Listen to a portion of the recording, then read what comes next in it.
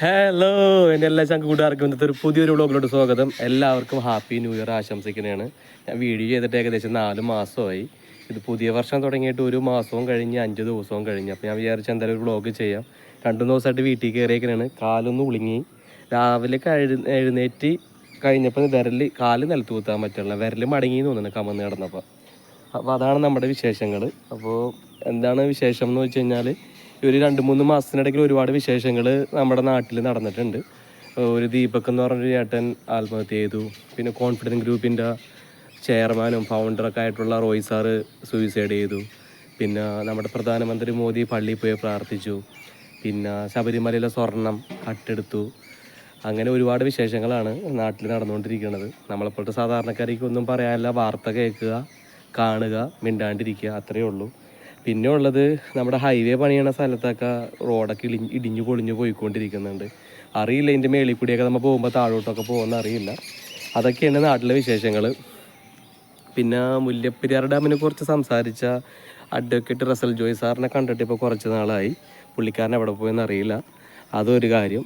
പിന്നെ നമ്മുടെ പാലക്കാരൻ ചേട്ടനുണ്ടല്ലോ, ആ ചേട്ടൻ്റെ പേര് മറന്നുപോയില്ല. പുള്ളിക്കാരൻ ഇങ്ങനെ ഈ രാഷ്ട്രീയ പരിപാടിയിൽ സംസാരിച്ച്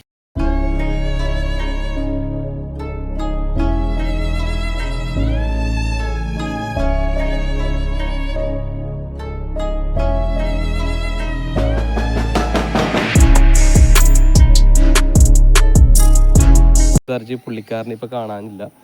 അതൊക്കെയാണ് കഴിഞ്ഞ 3 മാസത്തിൻ്റെ ഇടയിൽ 4 മാസത്തിൻ്റെ ഇടയിൽ നടന്ന സംഭവങ്ങൾ. ഞാൻ വിചാരിച്ചു കൊള്ളാം, ഈ വിശേഷങ്ങളൊക്കെ നിങ്ങളെ ജസ്റ്റ് ഒന്ന് റിമൈൻഡ് ചെയ്യാമല്ലോ. നിങ്ങൾക്കും ഇതൊക്കെ വിശേഷങ്ങളൊക്കെ അറിയാൻ പറ്റുമായിരിക്കും. അപ്പോൾ നിങ്ങൾക്ക് അറിയാവുന്ന വിശേഷങ്ങളും അറിയാവുന്ന കാര്യങ്ങളൊക്കെ നിങ്ങൾ കമൻറ്റ് ബോക്സിൽ കമൻറ്റ് ചെയ്യണം. പിന്നെ വേറെ എന്താ വിശേഷം? അപ്പോൾ എന്തായാലും ഈ 2026 ഒരു ലക്ഷ്യത്തോടു കൂടിയാണ് നമ്മൾ വനിതകാർ നമ്മുടെ യൂട്യൂബ് ചാനൽ തുടങ്ങിയിട്ട് ഏകദേശം 5 വർഷമായി. അപ്പോൾ ഈ 5 വർഷത്തിൽ നമ്മൾ ഇതുവരെയായിട്ടൊന്നും ആയിട്ടില്ല എന്ന് പറയാൻ പറ്റില്ല. ചാനൽ മോണിറ്റൈസായി, എല്ലാ യൂട്യൂബറെ പോലെ ചാനൽ മോണിറ്റൈസായി. ഒരു 1000 സബ്സ്ക്രൈബേഴ്സ് നമ്മുടെ ചാനലിലുണ്ട്. ഇപ്പോൾ 2000 ആയിട്ടുണ്ട്. അപ്പോൾ അതൊക്കെ തന്നെയാണ് വലിയ കാര്യം. പക്ഷേ ഈ പ്രാവശ്യം ഒരു ചലഞ്ചായിട്ട് നമ്മൾ ഏറ്റെടുക്കുന്ന കേസ്, യൂട്യൂബിൽ ഈ വർഷം, എനിക്ക് എന്നാണെന്ന് അറിയില്ല, ഈ വർഷം എത്ര പരിശ്രമിച്ചിട്ടാണെങ്കിൽ പോലും 1,00,000 സബ്സ്ക്രൈബേഴ്സ് നമ്മുടെ ചാനലിൽ വരണം.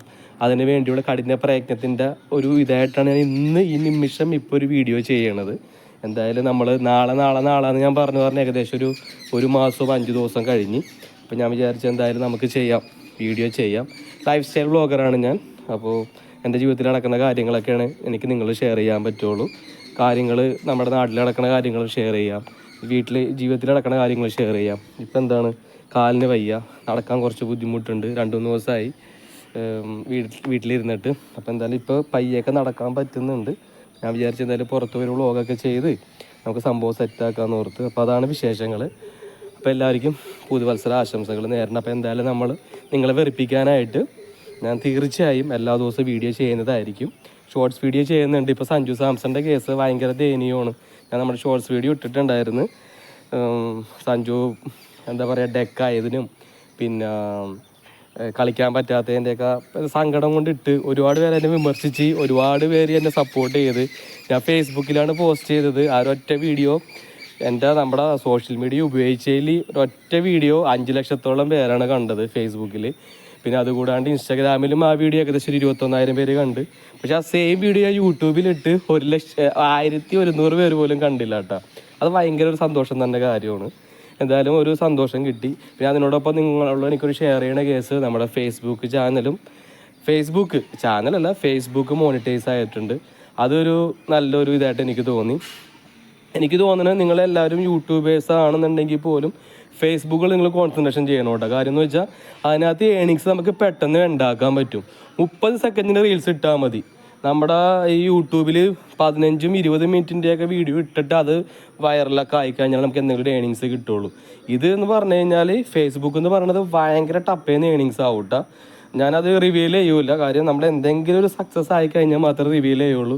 മുൻകൂട്ടി കാര്യങ്ങൾ നമ്മുടെ ഡ്രീംസ് ഇങ്ങനെ പറഞ്ഞ് ഒരു കാര്യം സക്സസ് ആവണില്ല. അതാണ് എൻ്റെ ലൈഫിലെ ഏറ്റവും വലിയ പ്രശ്നം. അപ്പോൾ ഞാനിപ്പോൾ ഒരുപാട് കാര്യങ്ങൾ പദ്ധതി ഇട്ടിട്ടുണ്ട്. അതിനകത്ത് എന്തെങ്കിലും കാര്യങ്ങൾ സക്സസ് ആവുകയാണെന്നുണ്ടെങ്കിൽ നിങ്ങളോട് ഷെയർ ചെയ്യാം കേട്ടോ. അപ്പോൾ അതൊക്കെയാണ് വിശേഷങ്ങൾ. എന്തായാലും നിങ്ങളെല്ലാവരുടെ സപ്പോർട്ട് എനിക്ക് വേണം.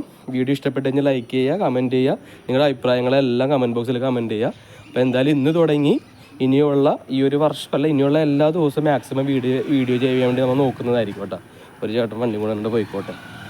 മാവ് കാണിച്ചു തരാം.